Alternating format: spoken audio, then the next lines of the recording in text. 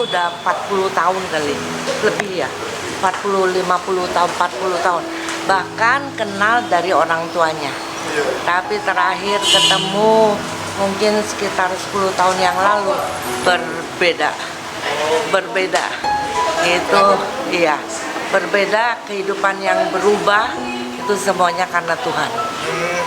Dan setiap kali ketemu dengan Pak Chandra, pasti kita dimotivasi. Ini motivator yang tangguh.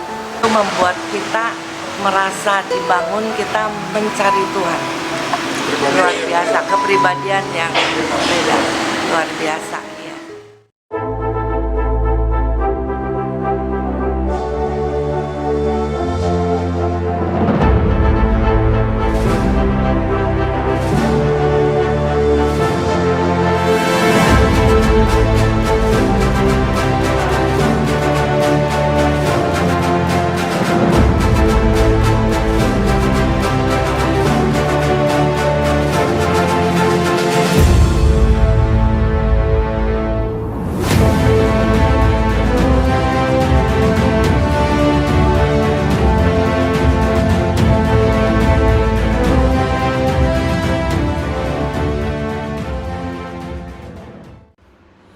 Jumpa kembali di MTT Journey Inspiration of Life. Sharing pagi ini saya mau coba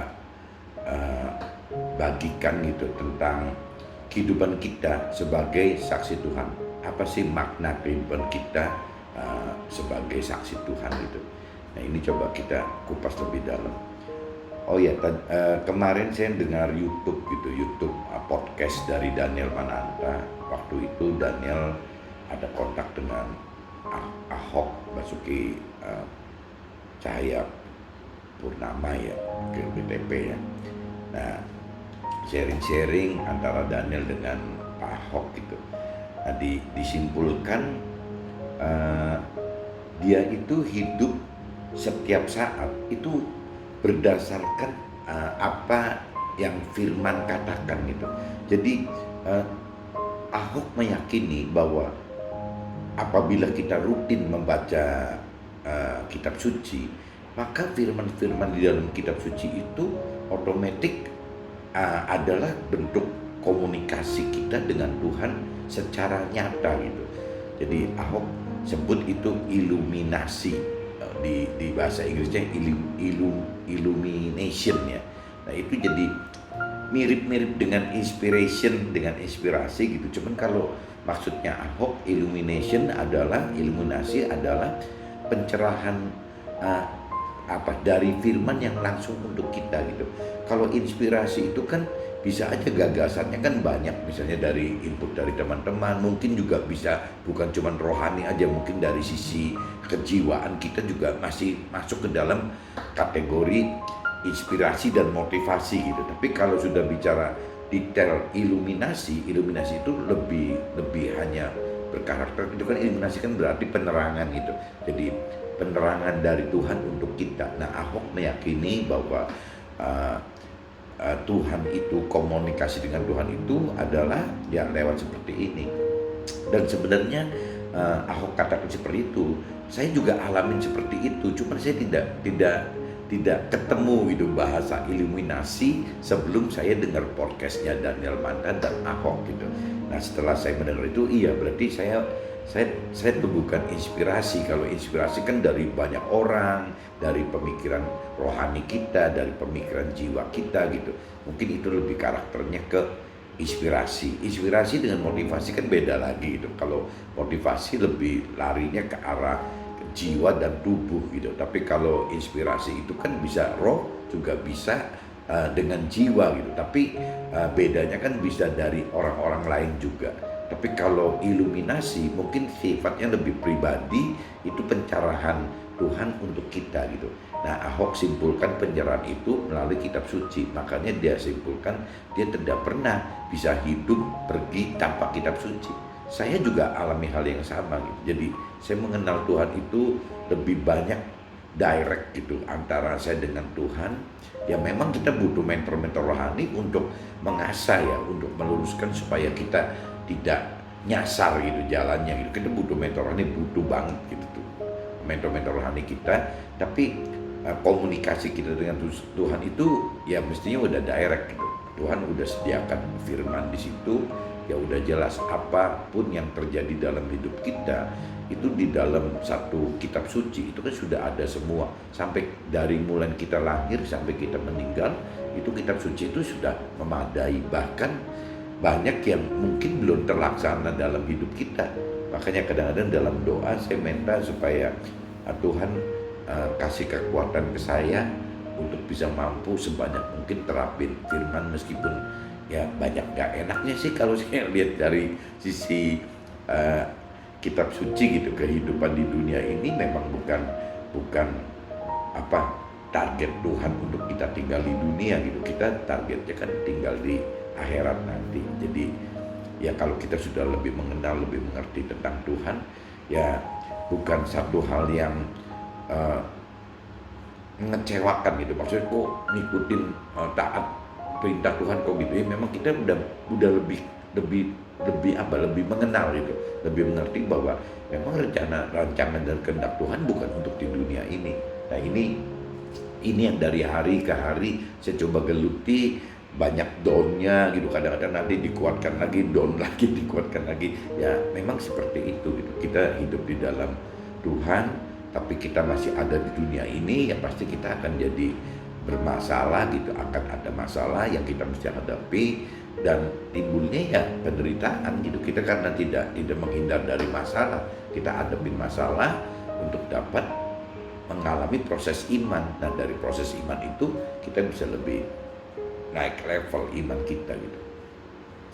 Mungkin orang dunia anggap memang kurang waras gitu. Kalau kita udah bicara rohani, memang ya jangankan kita, Tuhan juga firman Tuhan dan Tuhan juga dianggap aneh kok, dianggap kurang waras gitu dalam tanda kutip ya. Karena pola pikir Tuhannya bukan untuk kita di dunia, tapi pola pikir itu untuk di alam akhirat. Jadi agak beda dengan yang kita alami gitu. Nah ini coba ya kita coba lebih masuk ke dalam lagi. Pagi ini mau coba kita sharingkan gitu tentang kehidupan kita sebagai saksi Tuhan.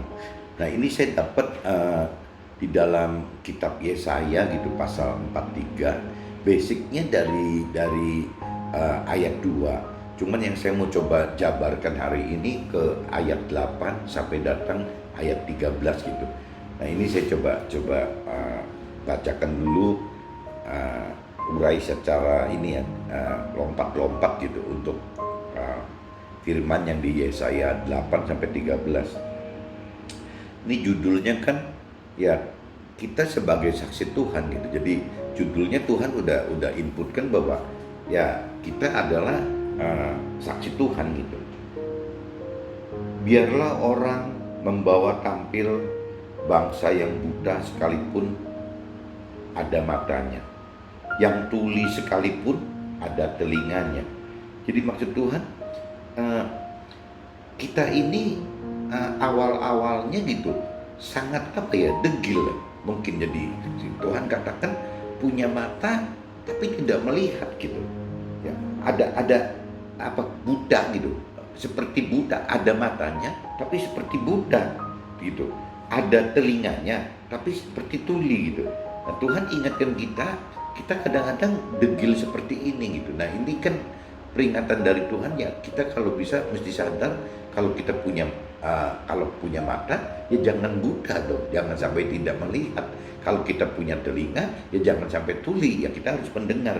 Nah ini kan banyak orang yang untuk pengenalan pengertian akan firman Tuhan itu kan sering diabaikan gitu. Mungkin Tuhan ingatkan seperti ini, biarlah berhimpun bersama-sama segala bangsa gitu, dari semua berhimpunlah semua gitu, biarlah berkumpul semua gitu.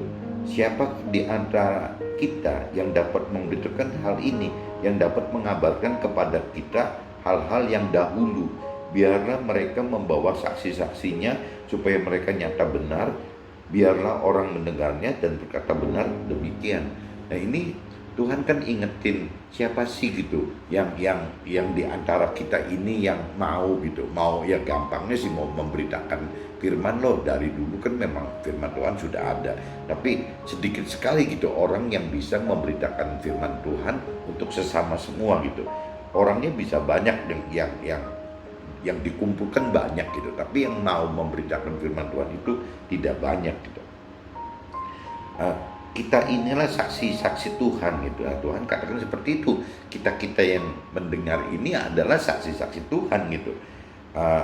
Dan apa umatnya yang dipilih gitu, yang Tuhan sudah pilih, supaya kita tahu dan percaya kepada Tuhan dan mengerti bahwa Tuhan tetap Tuhan gitu. Tuhan adalah Tuhan gitu.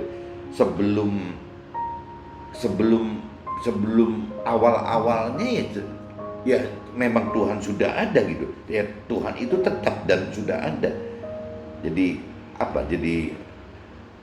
sebelum ada Tuhan ya tidak ada Tuhan dalam tanda kutip Tuhan lain gitu.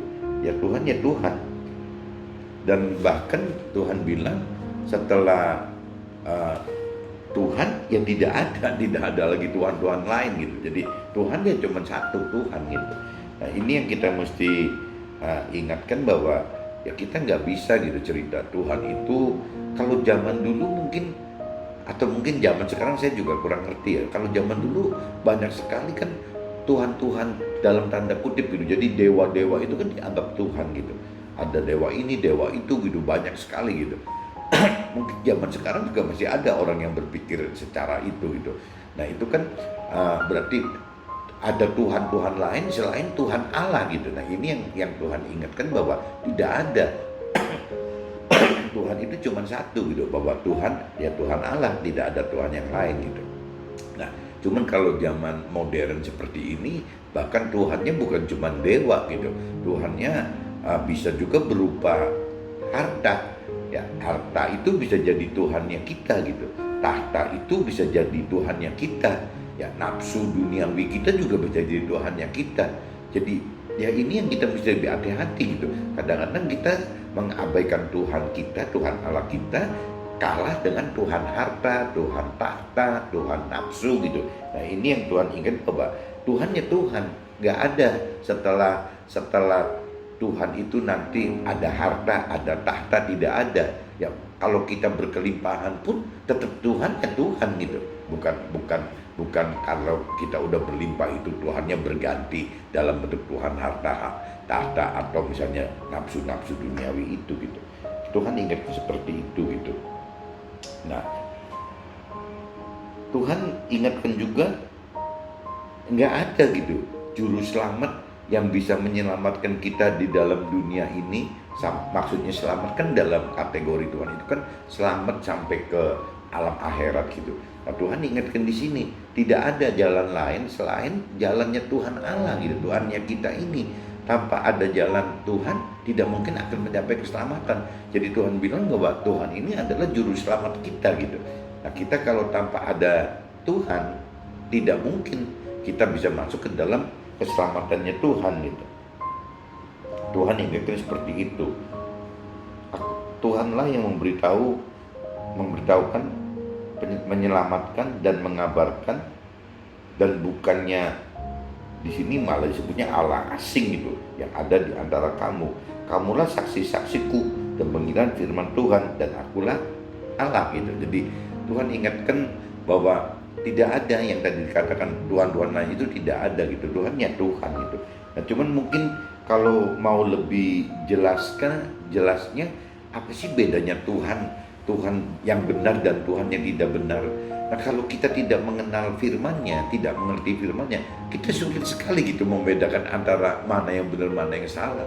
Bahkan manusia yang baik gitu beranggapan bahwa tuh yang benar itu adalah yang 50% hidup di dunia dan 50% hidup untuk nanti di akhirat. Pola pikir orang baik itu seperti itu loh. Karena pembandingnya orang baik itu bandingnya dengan orang jahat gitu. Kalau orang jahat kan dia tidak mikirkan 50% untuk mikir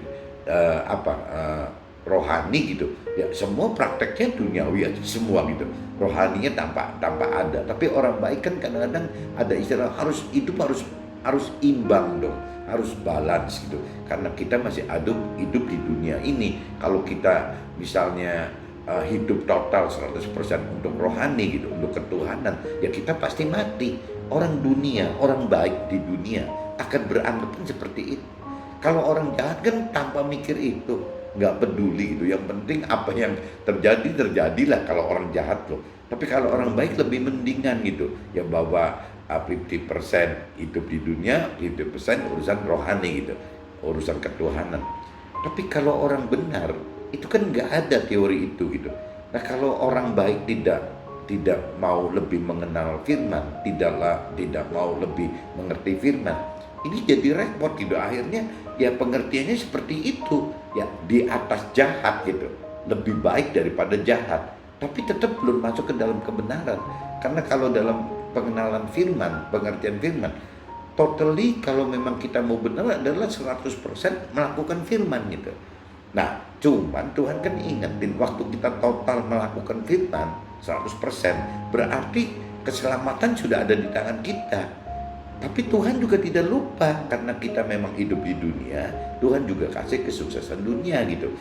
Cuman Tuhan tidak mau dibalik gitu, prioritinya tidak mau dibalik seperti orang baik gitu. Kalau orang baik kan prioritinya dibalik, bagaimana sukses duniawi, nanti separuh untuk rohani gitu, untuk Tuhan. Kalau Tuhan tidak mau total 100% untuk Tuhan, nanti Tuhan kasih bonus gitu, soal kesuksesan dunia gitu. Nah ini bedanya orang baik dengan orang benar ya seperti ini. Jadi kalau orang benar ngaku benar tapi tidak mengenal, tidak mengerti firman, ya namanya bukan benar gitu. Itu kategorinya tetap baik gitu.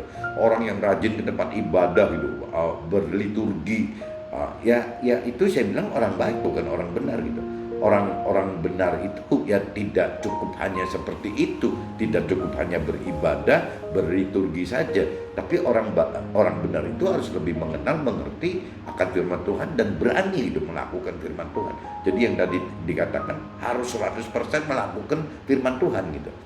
Adapun kesuksesan duniawi adalah ekstra dari Tuhan gitu. Harusnya seperti itu. Nah, jadi Tuhan tadi ingetin bahwa ya Tuhan gitu, nggak bisa Tuhan separuh-separuh, itu nggak ada. Tuhan yang lain juga nggak ada gitu. Juga seterusnya aku tetap Tuhan gitu. Jadi Tuhan tetap Tuhan dan tidak ada yang dapat melepaskan dari tanganku, kata Tuhannya. Aku melakukannya, siapa yang dapat mencegahnya? Nah intinya pagi ini seperti itu. Jadi Tuhan itu declare, Tuhan itu nyatakan bahwa Tuhannya Tuhan gitu. Nggak ada yang bisa gantiin Tuhan. Ya Tuhannya zaman dulu diganti dengan dewa, dengan ini, dengan itu gitu loh. Zaman sekarang diganti harta, tahta, nafsu. Nah itu kalau orang dunia kan harta tahta wanita loh sebenarnya. Tapi kalau kita orang baik kan tidak bicara harta tahta wanita. Mungkin kita lebih sopan gitu. Kita bicaranya harta tahta dan mungkin nafsu duniawi gitu. Jadi kita pengen mobil ini, kita pengen dompet ini, kita pengen ini, pengen itu gitu. Nah itu kan nafsu duniawi. Tapi kalau orang-orang dunia nyebutnya kan yang biasanya brutal itu kan yang laki. Makanya ada pakem gitu di dunia, harta, tahta, wanita gitu. Itu kan gitu. Tapi kalau saya pikir dari sisi rohani, wanita ini tidak tepat gitu. Karena buat Tuhan tidak ada beda pria dan wanita, sama saja gitu. Jadi berarti nafsu. Bisa aja wanita juga bernafsu ingin memiliki dompet-dompet yang kelas gitu, yang ratusan juta. Nah, yang pria juga sama, bisa juga pengen menikmati mobil-mobil yang sudah miliaran, puluhan miliar, ya sama gitu. Tuhan tidak melarang itu kok, boleh-boleh saja gitu. Itu kan Tuhan maha kaya, nggak ada masalah gitu. Cuman kan bukan sebagai keperluan yang harus didapat gitu, atau bukan kenikmatan yang bisa diraih, atau bukan hanya untuk sombong-sombongan. Ya Tuhan nggak mau gitu.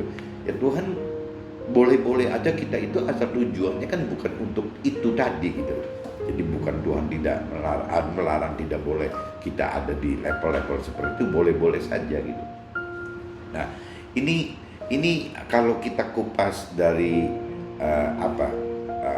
kata-kata dalam firman-Nya kan seperti ini yang seperti tadi kita baca.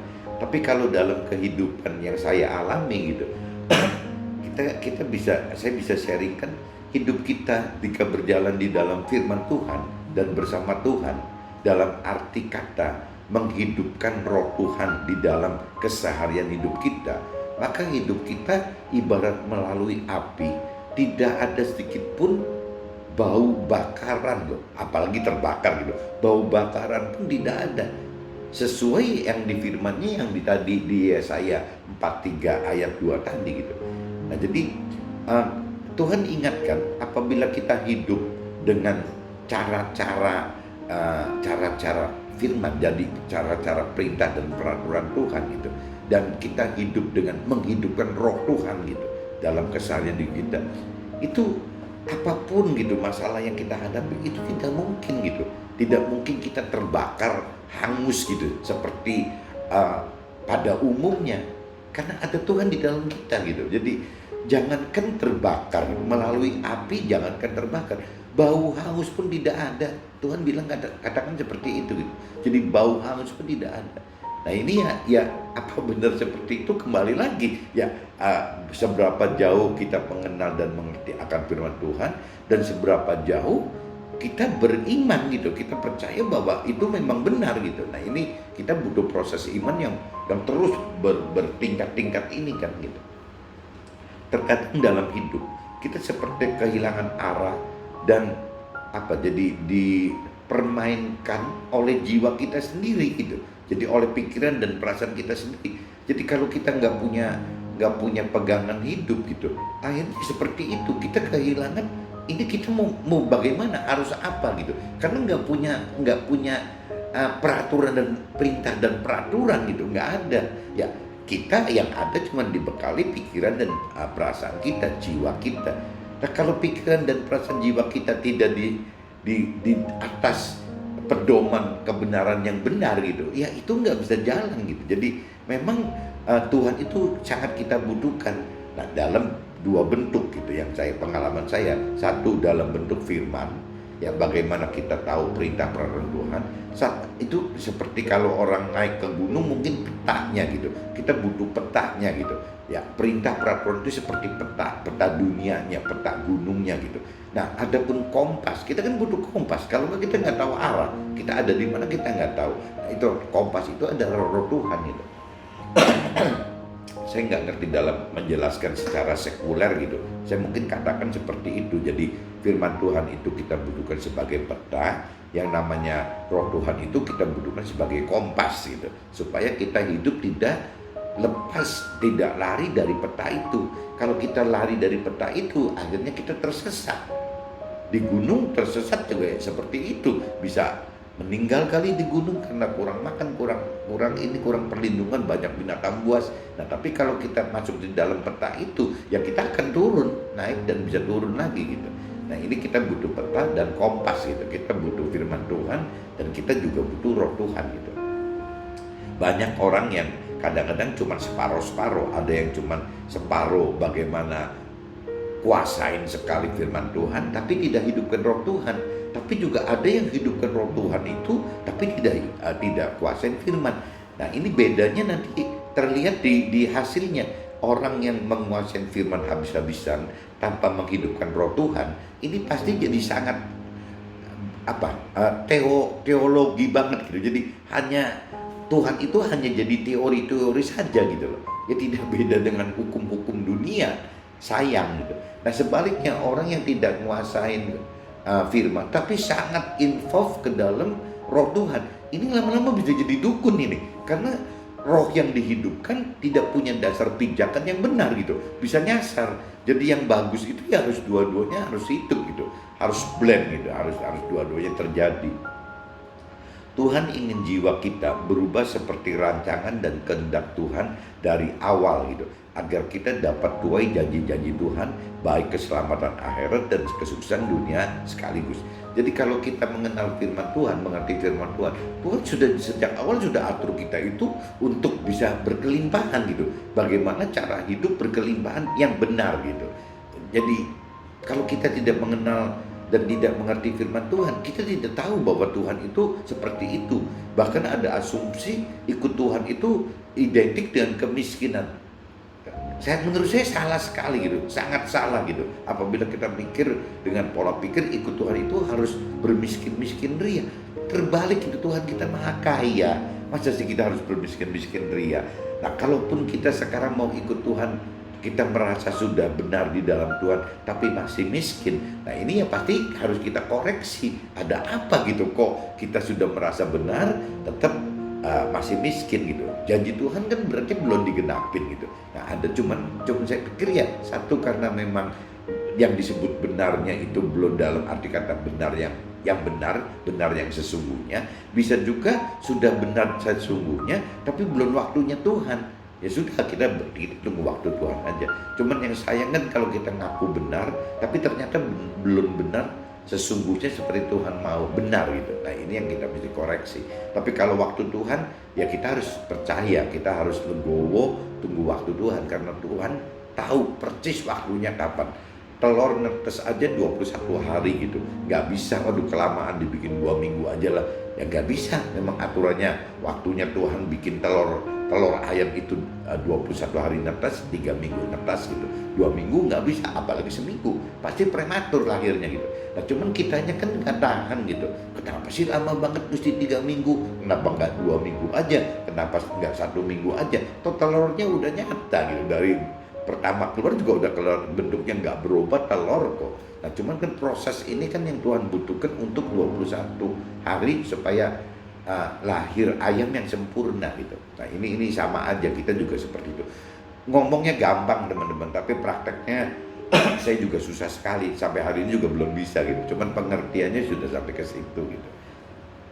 Jika dalam hidup kita alami saat berbincang tentang Tuhan, maka itu pertanda jika kita adalah pilihan Tuhan. Hanya butuh untuk mau gitu, untuk dapat melangkah lebih lanjut dalam proses kenal dan mengerti serta taat untuk melakukan firman-Nya, dan segera gitu kita akan tuai pengenapan janji-janji Tuhan gitu.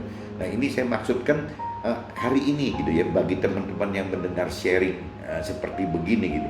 Ini kan kita udah ngebahas soal Tuhan gitu. Ya, buat Tuhan tidak barang kebetulan bahwa sharing seperti ini Tuhan sudah atur gitu. Jadi kalau sampai misalnya teman-teman tergerak gitu membagikan sharing yang kita sharingkan pagi ini ke teman-teman yang lain atau keluarga lain, itu juga sama gitu. Itu otomatis Tuhan sudah atur lewat teman-teman ya, akan menjadi alat keselamatan Tuhan untuk teman-teman atau keluarga yang lain. Jadi siapa yang sudah mendengar tentang firman Tuhan, siapa yang sudah mendengar tentang Tuhan, itu sebenarnya sudah orang pilihan gitu. Udah pasti itu orang pilihan Tuhan. Kalau bukan pilihan Tuhan, tidak mungkin ya pernah berbincang-bincang, pernah nyinggung, bicara soal Tuhan. Lepas orang itu terima atau nggak terima loh. Jadi itu pilihan Tuhan. Menurut saya seperti itu. Jadi ya coba kita bagaimana caranya kalau memang kita sudah diselamatkan, ya kita coba sentuh teman-teman yang lain, keluarga yang lain, agar teman-teman dan keluarga yang lain juga menjadi orang pilihan Tuhan juga gitu. Nah, itu yang Tuhan harapkan, yang Tuhan mau seperti itu. Nah, adapun nanti kedalaman proses kita, yaitu kan berjalan gitu. Jadi masing-masing orang kan tidak sama. Dari proses mau sampai melakukan serta menuai janji-janjinya, Tuhan ingin kita menjadi saksi-saksinya bahwa hanya ada satu Tuhan dan satu juru selamat saja. Nah, ini kalau kita yang sudah mengenal firman Tuhan, sudah mengerti firman Tuhan dan sudah melakukan firman Tuhan, maka pengertian kita akan Tuhan rubah gitu. Pengenalan akan firman itu ya automatically ada saatnya gitu, Tuhan akan kasih pengertian sampai kita mengerti bahwa yang Tuhan maksud, Tuhan adalah Tuhan cuma satu-satunya, Tuhan itu adalah juru selamat. Nanti kita tahu gitu apa bedanya ya dengan Tuhan-Tuhan yang lain gitu. Yaitu Tuhan-Tuhan yang lain kan banyak sekali, bisa dewa-dewa atau pegangan yang lain, bahkan zaman sekarang bisa harta tahta dan nafsu-nafsu duniawi tadi gitu. Nah, ini nanti kita akan bisa ngelihat bedanya bahwa oh kalau dengan Tuhan itu seperti ini, kalau tidak dengan Tuhan itu seperti itu gitu. Nah, ini butuh proses gitu. Cuman nanti berujung yang di firman Tuhan katakan tadi bahwa ya Tuhan itu cuma satu-satunya ya Tuhan gitu.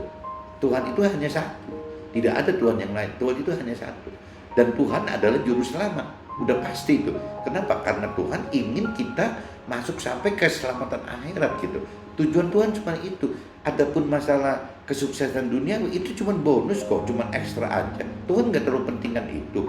Bahkan kalau setelah kita mengenal soal kebenaran Tuhan, sebenarnya kelimpahan di dalam kebenaran, kelimpahan bagi orang yang sudah mengenal kebenaran itu tidak beda dengan kecukupan kok. Kenapa? Karena pada saat kita berlimpah dalam kondisi sudah benar, keinginan kita sebagai orang duniawi yang awalnya sebagai orang duniawi, sebagai orang awam, itu sudah hilang semua. Kita sudah tidak butuh ini itu. Kita sudah tidak ingin foya-foya.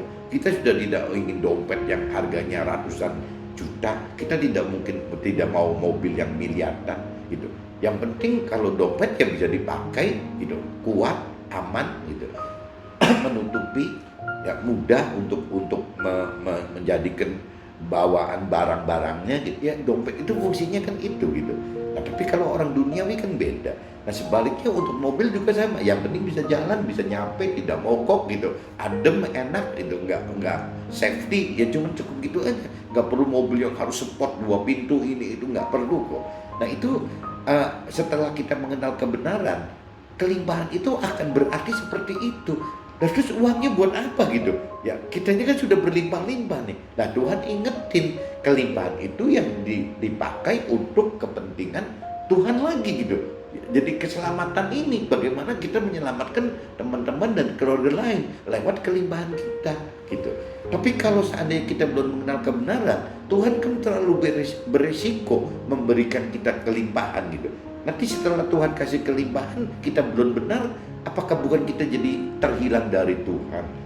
Nah ini yang teman-teman harus tahu gitu, bahwa Tuhan itu kenapa tidak mau gitu, tidak mau memberi kelimpahan ke kita sebelum kita benar. Ya bukan karena Tuhan pelit, bukan karena Tuhan miskin gitu. Tuhan kan maha kaya, Tuhan kan maha kasih gitu. Ya pasti Tuhan gampang sekali untuk seperti itu. Cuma kan Tuhan tidak mau kehilangan kita. Ya berarti Tuhan tidak bisa memberikan kelimpahan sebelum kita dalam kondisi yang benar gitu. Tapi juga terbalik gitu. Kalau kita sudah benar, Tuhan kasih kelimpahan, kitanya belum tentu mau seperti yang kita mau hari ini gitu. Kita udah nggak terlalu peduli seperti yang maunya kita hari ini. Ya hari ini kita masih mau ini itu gitu. Tapi nanti setelah kita benar, kita sudah tidak mau ini itu gitu.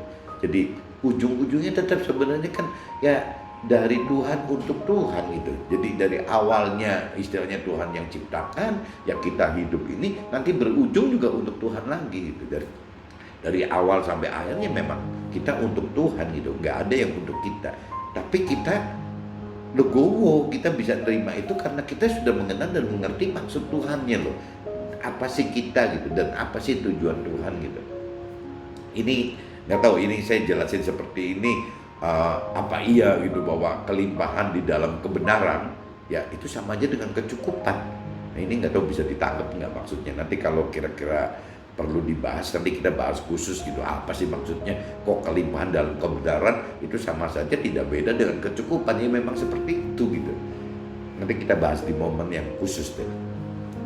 Kita adalah pilihan Tuhan untuk menjadi saksi kebesaran dan kemuliaan Tuhan, agar makin banyak orang diselamatkan melalui kita kitanya ini sebagai alat Tuhan gitu. Jadi ya tujuan Tuhan yang tadi dikatakan ya hanya seperti itu. Bagaimana caranya kita diselamatkan awalnya gitu, tapi setelah kita terselamatkan, Tuhan juga mau kita menjadi alat untuk menyelamatkan yang lain gitu. Pagi ini mudah-mudahan bisa ditangkap gitu. Jadi Tuhan inginkan sekali bahwa kita itu menjadi saksi Tuhan.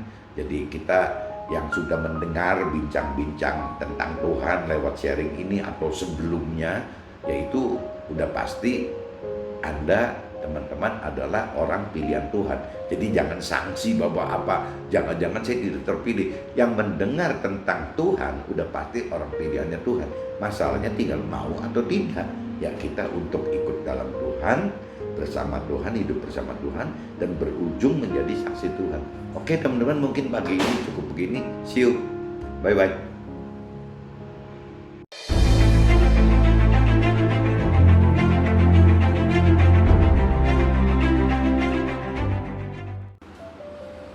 One minute to better life. Firman Tuhan mengajar yang berguna dan juga menuntun kepada hidup berkeselamatan, keselamatan kekal dan kesuksesan duniawi, peroleh kesuksesan duniawi. Oke?